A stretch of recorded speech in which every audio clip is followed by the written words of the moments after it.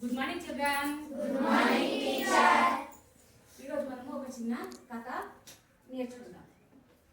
ఒక గురువు ఉంటాడు, గురువు దగ్గర ఒక శిష్యుడు వస్తాడు. శిష్యుడు వచ్చి ఏమంటాడంటే, గురుజీ నాకు చాలా కష్టాలు ఉన్నాయి, నాకు బాధలు ఉన్నాయి, ఆ బాధలు ఎందుకు వస్తున్నాయి నాకు అర్థం కాక వచ్చింది, నువ్వు ఒక సొల్యూషన్ చెప్పు అని చెప్పేసి చెప్తాడు. చెప్పగానే మొత్తం స్టోరీ చెప్పు అని చెప్పేసి గురువుజీ చెప్తాడు అనమాట. శిష్యుడు మొత్తం స్టోరీ చెప్పేస్తాడు. చెప్పేసిన తర్వాత, నాన్న నువ్వు చేసిన పనులే నీకు ఈరోజు నీ కర్మనే నీకు ఈరోజు బాధ పెడుతుంది అని చెప్పేసి చెప్తాడు. అయితే నేనేం కర్మ చేసినానంటే అతను అంటాడనమాట, ఏమంటే నువ్వు కట్నం ఆశలో పడి అసలు చేసుకోవాలని అమ్మని చేసుకున్నావు, అర్థమవుతుందా? ఒక ఒక పులి చేతిలో ఉన్న బంగారం చిక్క కోసం నువ్వు పోయినావు, ఆ పులి నిన్ను మింగేయడానికి ట్రై చేస్తుంది.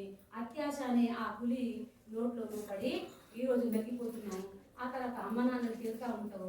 ఆ తర్వాత నువ్వు వేరే వాళ్ళ భూములు, జాగలు, ప్లాట్లు తీసుకోవడానికి ట్రై చేస్తూ ఉంటావు. కాబట్టి వాళ్ళ పిల్లలు ఎంత బాధపడుతున్నారో ఆ బాధ ఈరోజు నీ పిల్లలు పడుతున్నారు.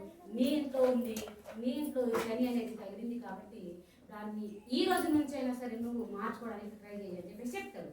చెప్పిన తర్వాత తను తప్పు తెలుసుకున్న తను దాన్ని ఇంకొకసారి రిపీట్ చేయకుండా మంచి పనులు చేయడానికి, దాన ధర్మాలు చేయడానికి, మొత్తం మంచి మార్గంలో వెళ్ళడానికి ట్రై చేస్తారు అనమాట.